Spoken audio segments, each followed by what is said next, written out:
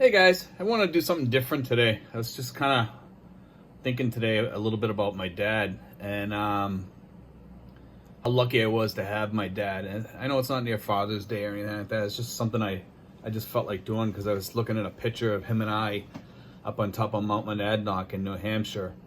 And I was thinking about how cool my father was because he taught me so much stuff, man. And he was just like the coolest person you could ever meet. And some of the things that he did were, to some people they'd be a little eccentric, but to me it was like the norm. It was my dad, and I remember my dad being a tinkerer as a kid, and he used to have like this 1949 International truck sitting in in the backyard that he went down to the cement company and he got it. And I remember going with him to get it and getting it back home and everything. And it was kind of cool because he said he was going to get it running. And not only did he get it running, okay, he had it running on steam. Okay, he converted the, I think it was called a flathead motor or something like that or whatever. He converted the motor from the vehicle, from the International, over to steam. He put a wood boiler on the back. He didn't make it roadworthy, but he used to ride it around the yard. My father was a steam engineer by trade, so he would ride that around the yard, and he'd start it up, and he had a steam whistle on it, and he had a lot of cool. He would do some cool things with things like unbelievable things he would do. He had a 1941 Army Indian motorcycle, and he got that, and it wasn't in running. I don't believe it was in running condition when he got it, and he turned it into a motorcycle that it was kind of like what do they call it, a rat, like they have cars they call rat rods and stuff like that. Well, it was kind of like a rat motorcycle. It wasn't the best looking motorcycle. It wasn't really that pretty or anything like that, but it was a nice motorcycle to him. He had an Indian, and it kind of made him proud to ride around on that Indian. And it's I just remember all these stories were flowing through my mind today. I was thinking about my dad and all the great things that we're lucky to have, like a great dad sometimes. Like it just, we really are. I'm really blessed when our dads do stuff with us. And I was lucky and blessed like that. And I was remembering Mount Monadnock, and my father probably had us climb that mountain probably, it seems like about 100 times, because we climbed it in the winter too. And I remember one time we met this guy on the trail, and the guy told us that there's a cave on the mountain. And my father goes, "We're gonna find that cave." And I'm like, "Dad, this is a big mountain, you're never gonna find that cave." And the guy gave us like rough directions, but he didn't give us really good directions. And I remember going with him, and I remember my dad telling us the direction. He says, "You go up to the top, and it's you take the Cascade Link to the Pumpelly Trail or something like that." I don't remember which one it was, either Pumpelly to Cascade. I think it was Cascade Link to Pumpelly, and on the second hump, you look down and you can see the top of the cave, which is really is not a cave. It's got a copper roof that's all aged, and it looks like stone down below, and it's flat, so it looks like you're looking down at a flat rock, but you're really not. And then when you go down there's like a big bear trap door. A black bear could not get into that place. It was impossible. It was safe as could be. I remember we got down there, and we had to hike down the side of this cliff practically, and we got down there, and my father goes, when we got in there, it was like everything was like left there from like the 1920s. It looked like somebody got up in the 1920s and left everything the way it was. And it was amazing. It was amazing to us because there was journals in there, there was tools left over from the 1920s, and we stayed there several times. One time the park ranger yelled at us when he saw us leave, and he come up to my father and says, "You can go to jail for staying up there because you're staying up there overnight, it's against the rules. And he says, you're lucky you got your 2 kids with you because we'd arrest you. And my father was like, okay, well, we won't stay up there anymore. And after that we did, but we parked somewhere else.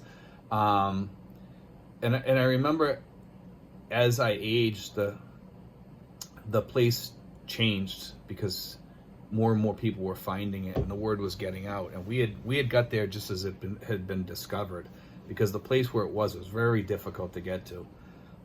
There was very few people that had gone there before us. I'm not sure how many, but there was some, because the journals had some of the stuff that I wrote in there. But they were people that respected the place, and they just kind of left it there, the way it was.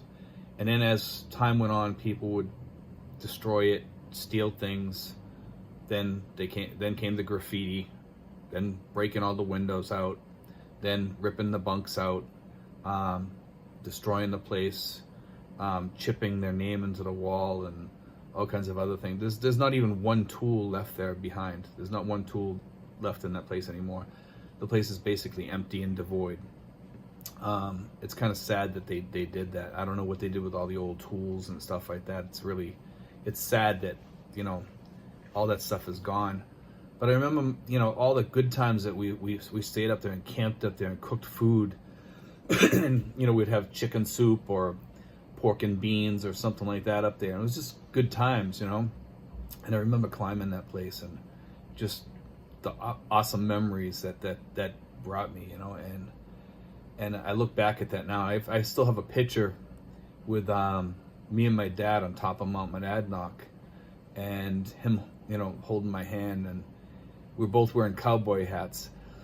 My father had like an Australian style hat, and I had like a 10-gallon hat, and I was just a little boy. And I remember, I think at the time I had my dog Lassie with me, and it was just amazing. Those times were different than today, because kids now, they're not the same children that they were back then. You respected your father, and you always respected your father, and your father would yell at you sometimes, and if you did something wrong, he yelled at you for good reason, and you understood that.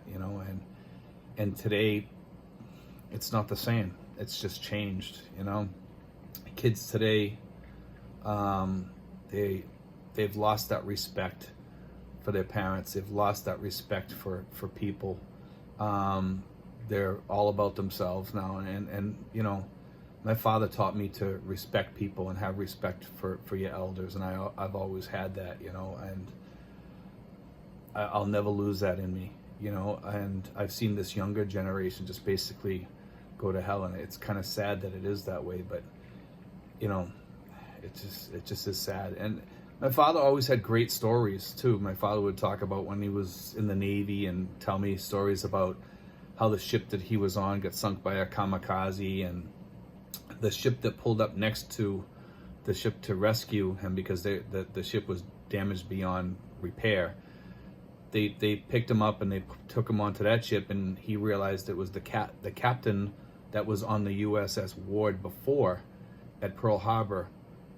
Somebody had told him that, and that guy had to sink that ship so it wouldn't get into Japanese hands.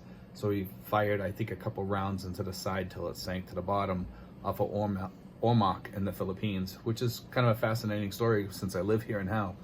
But my father also had this like one-cylinder motor with a big wheel, and it would go boom, and it would fire the wheel around, and it would go boom, and it was like a centrifugal force type motor, so it would fire it around, and then when the wheel started slowing down, it would make another big boom again. It would spin around again, and it was just kind of an amazing thing to watch, that my father got that thing running, and it was originally just a piece of junk, And my father would find these things, and I guess they were quite common throughout New England for running wells or things like that. People would use them to water their gardens, or farmers would use them, things like that, for their pumps and stuff. So they were actually quite common, and my father had that, and it was amazing seeing that thing run, but the neighbors didn't like it too much. And I remember my father always managed to find for like the first 20 probably 25 years of my life, he always managed to find an old Ford Fairlane or Ford Falcon to drive. and he drove those for like right into the ground.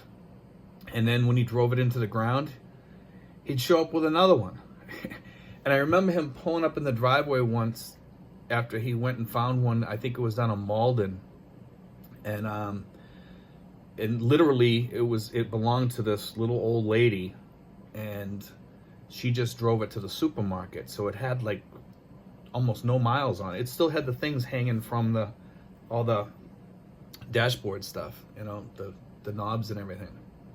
And my father was telling me, he says it's been sitting in her garage and everything, and she just wanted to get rid of it because she can't drive anymore. So he bought it off her for a really low price, and he got a steal on it. But my father would drive, like, he should have kept it the way it was and took care of it and probably babied it, because the car had like a lot of value on it. If he had put it away, the car probably would have been worth a fortune, like, because of the fact that it was in such good condition.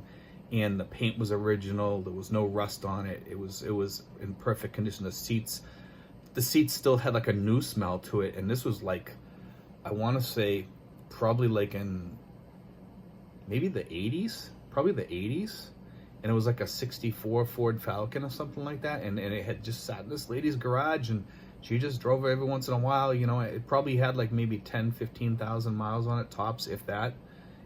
I don't even think it had that, to be honest with you. And I remember going on vacation with that with that car, and my dad would always, he was always proud of that car. And I remember going on vacation, getting ready to go on vacation, and I went to bed one night. My cousin was over the house. They was actually my cousins, I think it was. I think it was two of my cousins, and they were sleeping over. And in the morning, about 4:00 in the morning, and remember, this is during the summer, and we have neighbors close by and everything. My father would start playing the Battle of New Orleans with all the windows in the house open because it was hot, and you'd hear the banjo playing in the beginning and all that stuff, and it was, and you'd be like, oh man, come on, Dad, this is embarrassing, and you'd get up and you get downstairs and you get all your stuff ready, and my father would have pancakes on the table and bacon and eggs and all this stuff, and that was the big send off for the trip. And I remember going down to the Cape, and we would go down to the Cape and go clam digging, and and we would go to this like penny candy store. It was like a old store. I think it was in Brewster, and it was like a old country store, and we could sit on the steps of the place, and we'd get a Coke in a bottle and just sit out front and just talk, and we'd get our penny candy, and me and my cousin would be we'd be fighting once in a while, or having fun, or going out and looking at the Target ship out in Cape Cod Bay. Sometimes we'd almost walk pretty close to it. We walked way out one time, but we didn't want to get caught in the in the tide coming back in too fast. And one time we went out there and we walked way out, and we had just made it back in time. Like the tide was starting to come in, and we thought we were going to be swimming back, but it was pretty cool, because we used to do fun and exciting things, and he used to take us out to the outer Cape, to Nauset Beach and places like that. And a lot of people today, they don't do stuff like that with their kids. And we if you do stuff like that with kids today, they complain or they moan or whatever. Or not all kids, but some kids do, because they're so wrapped up in their electronics or their phones or stuff like that, and they're so spoiled. And it's incredible the way humanity has changed because of cell phones and things like that. Cell phones have really changed the world in both a good way and a bad way, and I think more so in a bad way than in a good way, because the way it has changed children today. It's changed the family dynamic about getting close to your parents and stuff like that, because it's hard to get close to your parents or whoever your guardian is or whatever. And when we have a lot of the parents today have figured that that's just part of life, and we just kind of let our kids fall into that. And I don't know if some kids are ready today, from looking at children today, if they're ready for phones until they're like 15 or 16 years old, and I don't think they should be given phones or electronics. Some kids, yeah. I mean, some places you have to have a tablet or something or a computer to do schoolwork. It's almost mandatory, but I think we should limit time on those things because of what it does, because it takes away from our family life, and it takes away from that closeness that we used to have back in the 60s and 70s and early, even the 80s. We've lost a piece of ourselves and our culture because of phones. And I was thinking about that with my dad. If we had phones back then, would I have been the same kid? You know what I mean? I don't think I would have been. You know, it's kind of, I think about that a lot, you know, like about where we've come and where we're going. And I'm not sure I like where we're going today in today's world, because the world today is not the same world that I grew up in. People are different, they're grumpier. I mean, I remember people back in the 60s and 70s and 80s were a lot friendlier than they were in the 90s and into the next century. People changed. And one thing I saw on YouTube today was talking about the Philippines, where I live now, and it was saying that when people came here earlier, the people were friendlier and were more helpful, and would do more things for you. And this is just in the past 10 years. This person was talking about Manila. And in Manila, people would help you and help you out more. And if they, you know, and it was a homeless guy up in Manila. And he was somebody had him on YouTube. And he was deported from the United States at a very young age. And I'm not sure why, but anyway, he was on there and he was talking, and he said that 10 years ago when he first got deported here, he would get more help and people would help him more. And now he doesn't get that help, and I guess he's not doing good. And he was a black guy, but he had a Filipino mom. And I don't understand the reasons why he was deported or anything like that, but it was just kind of a sad story. And I was thinking, wow, you know, what happened to his mom and his dad? He said he was adopted, and then he had done something bad in his teenage years or something like that. So I'm not sure if they just, you know, gave up on him and says, you know, I'm not going to bother with this kid anymore or whatever. But he ended up getting deported. And I'm not sure if he got deported because of the fact that his parents just gave up on him and he was under 18 and then he got arrested. But when he went to court, something happened, if I remember correctly. I could be wrong on some parts of this stuff. But anyway, I think when he went to court, the first judge that he had was going to let him stay, and the second one, then the first judge died, and then he went back and had a new judge, if I understood correctly. And that judge had him deported. And I was thinking, where was this guy's family? Where was his adopted family during this? You know, like, I was thinking, like, wow, you know, like, what happens, like, when these poor kids, these poor, like, orphans and people that get adopted and stuff, you know, like, it's kind of sad, you know, because everybody needs to have, like, some sort of family, you know, they really, really do. But it just, you know, it made me remember my father after I saw that, you know, and I was like, wow, I'm lucky that I had the dad that I had, because my childhood was so good. I mean, I remember having a go-kart when I was a kid and riding around on my dad's motorcycle around the field next door. I remember going over to my uncle's house, and, you know, we'd go over there, we'd ride. He had a Model A. We rode in his Model A and he had Model Ts and everything, you know, and it was kind of a cool upbringing, and I was very lucky to have the uncles that I had and my dad. You know, my father was an incredible man right up until the day he passed away. And he lived on his own terms all the time. He didn't let people bother him. He just, if somebody, he lived like in his own little bubble. He had a house in Billerica that had 2 acres, and he had like his own little world that he built around him, and he didn't let anything bother him. Once in a while, somebody would get on his nerves, and he'd because he was kind of eccentric, he would say something to him, and then later on, he'd apologize to him if he was wrong, but if he was right, he wouldn't, you know. And when you're right, you're right, and when you're wrong, you're wrong. And that's one thing that my father always taught me, you know. And stand your ground if you're right, and that's the way I've always been, you know. And he's taught me so many things that it's just unbelievable, you know. And I think about those things every day to this day, you know, that he was able to give me those things. And I thank God that I had a father, the father that I had, you know. And I remember him, he always had fantastic stories, and he always showed me things that were really cool, and he had the coolest friends too. He had biker friends, he had that were the coolest people, you know. It was like a Christian biker, and it was kind of cool, because I've always thought, when I was a little kid, I always thought of bikers as mean, or, you know, like the Hells Angels or something like that, you know, or you know, I always thought of them as like mean people. And my father made me think differently about bikers as being the nicest people. In fact, some of the bikers are some of the nicest people in the world, you know. And he taught me that. You know, and I really appreciated the fact that he showed me that some of the people that you think are the worst are actually the best.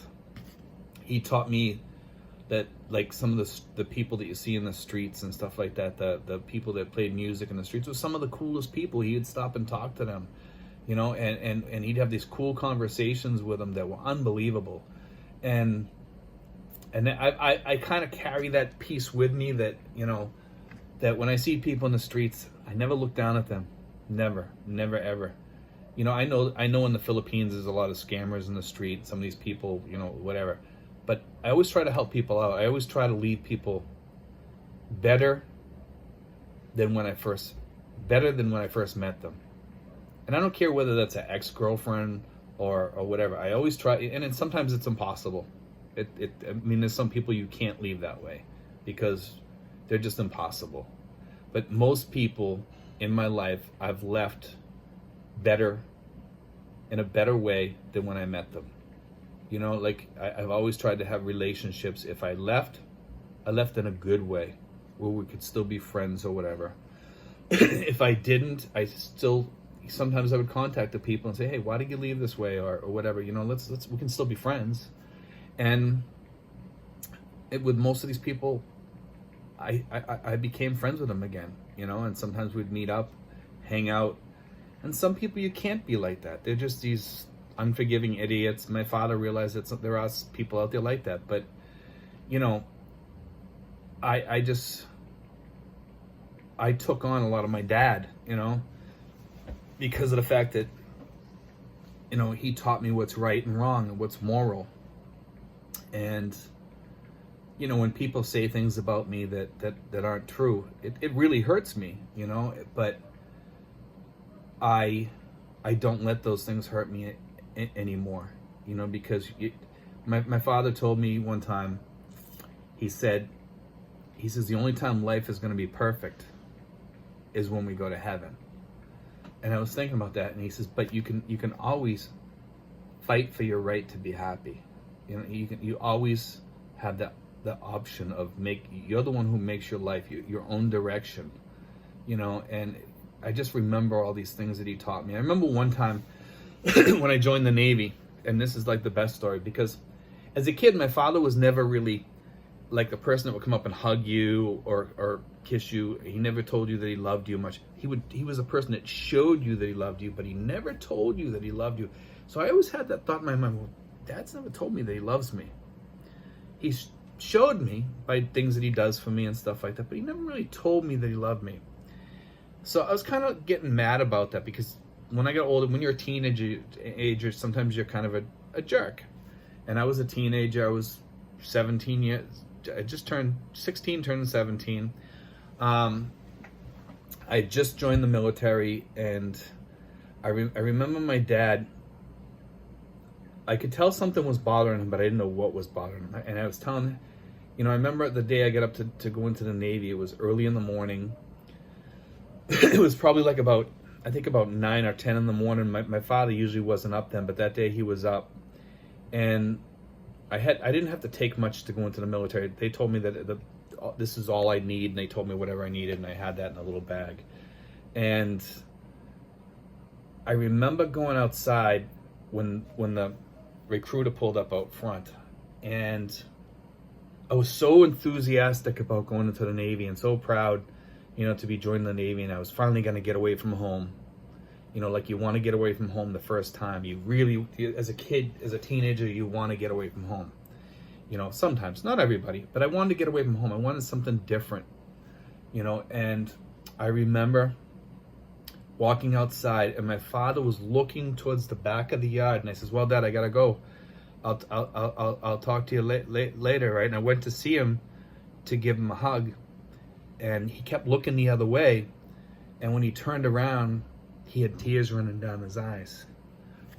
And it was at that moment I realized how much my father really cared for me, really loved me. And it was like when I got in the car afterwards, it was like I was fighting back tears for about an hour, because I realized how much my father really, really cared about me, and that he was going to miss me. So it was kind of a bummer going to boot camp after that, because that bothered me. So when the first time I was able to get to a phone, they brought us to a phone. I think it was about 2 or 3 days after, or a day after that, we had to call home to let our parents know that we were okay, and we could only talk for about 3 or 4 minutes. So I was able to get on the phone to tell them, I love you, Dad, and stuff like that. It was kind of kind of cool that I got to be able to tell them that, because then I felt better afterwards. So it kind of healed that feeling that I had, that I missed home, and that I got to finally know how much my dad really cared for me. And boot camp went fine after that, and Navy went fine too. My father was the only person that came to visit me the whole time I was in the military. My mother, who was separated from, divorced from my dad, never would visit me. You're lucky if you even get a phone call from her, but my dad would always call me, or I could call him Collect or something like that, and he was okay with that. He would say, just call me Collect. And I really appreciated that about my dad, because my mother, I couldn't call her Collect. She wouldn't collect. I think I called her Collect once, and she told me don't do that anymore. She just wasn't a good person. But anyway, my father would welcome it, but after I got in the Navy and I started making money and everything like that, I started calling my dad and using my own quarters. And I remember dumping all the change in the phone. It would literally cost the money would go fast. I forget how much it was, but I was dumping quarters into this phone like it was going out of style, because we had a pay phone in the barracks. And I remember calling them, because they didn't have cell phones back then. That was back in the early 80s.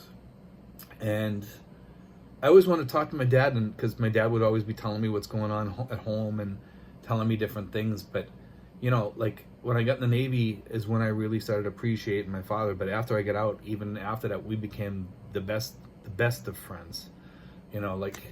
We used to do everything together. Every weekend I was there. As much as I could, I was with my father, because we've always had that connection.